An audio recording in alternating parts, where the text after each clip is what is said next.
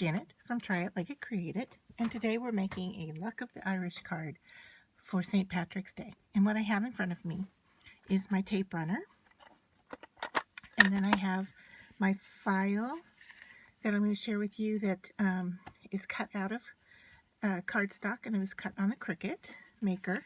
And then I have a piece of green cardstock that is just about an 1/8 of an inch larger on all four sides. And then I have a 4x6 card base that we're going to attach it to.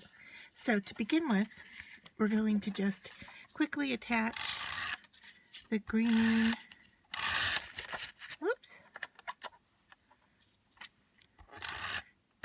no problems. We're going to attach the green to the card base and center it. Now I'm just doing this visually, but if you wanted to measure or use a ruler, you definitely could do that. Okay, so we just want to attach our cardstock down there, and then we're going to take our cut piece and put our tape runner on it as well, but we have to do it in these kind of strategic places in between the shamrocks.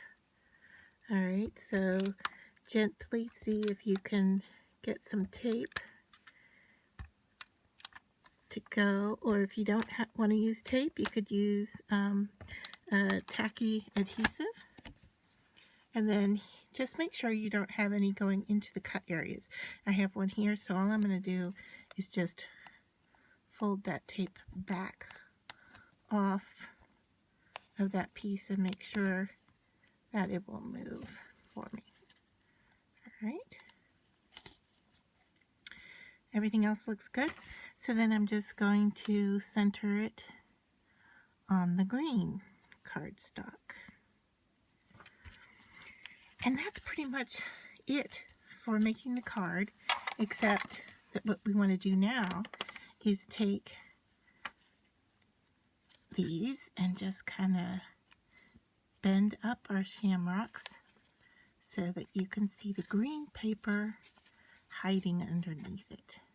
And that makes the card more 3D. Pretty simple idea, simple concept, but it's going to look great. And if you notice, we have one shamrock down here that is a 4-leaf instead of a 3, and that's our lucky one.